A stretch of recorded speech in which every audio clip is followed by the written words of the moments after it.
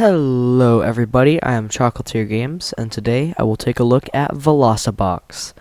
Velocibox was developed by CFN Games in September of 2014, and is a fast-paced, sort of infinite runner.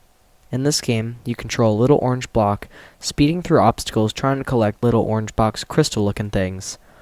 When you collect a certain number of these boxes, the color palette changes and you advance to a new level.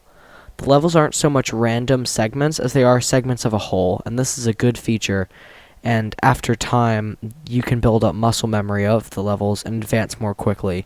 This lends itself to a better sense of progression. The best part about this game are the controls. The controls are very tight and responsive and really play well. The controls consist of only moving from left to right, and when you come in contact with a wall, the gravity switches to that wall and you attach to it. You can also do a flip, where you flip the gravity and reverse your position. For example, if you are on the bottom and right, you will flip to the top and left. The game is fast, and you really have to warm up to this way of thinking when you play. This is a challenging game and really sells itself as that, but isn't impossibly hard like some games of this genre, and you can get extremely good at this. I highly recommend playing this game with a controller, as it has controller support, and I found myself playing the game much better with it. The game also has very minimalistic art that lends itself to the gameplay more. The things that aren't necessary to see, for example, the walls are white with small black lines to help you see the different walls but aren't distracting. Then the poles you die on are a contrasting color to that, which help differentiate from the others. And finally you, the player, are a bright color that separates it all out from the rest of the game. This is a brilliant use of color and an otherwise unremarkable game aesthetically. The sound effects are good. Nothing really to write home about there, but they are pretty good.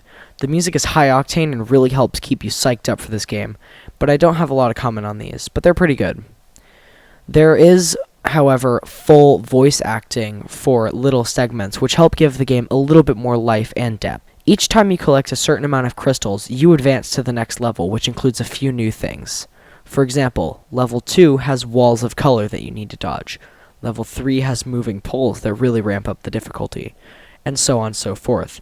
These levels really lend to the attitude of progression the game has and feels good. This gets progressively more and more difficult as levels do, but still manage to keep it fresh and don't feel unnecessarily frustrating each time. The game is short and doesn't have a lot to it, but is addictive. I thought I would only be playing this game for a few minutes and would slap on a would be better as mobile description, but I've now played close to 5 hours and I'm still having a good time. Overall, this game is definitely worth its price and earns itself a 9 out of 10 with a label of addictive. I highly recommend checking this game out, and you will find yourself playing this a lot more than you expect. If you enjoyed this review and would like to hear more, please consider supporting me on Patreon. For just $1 or more per month, you will receive 1 extra video review and 1 extra written review per month. That is patreon.com/ChocolatierGames, and the link is in the description.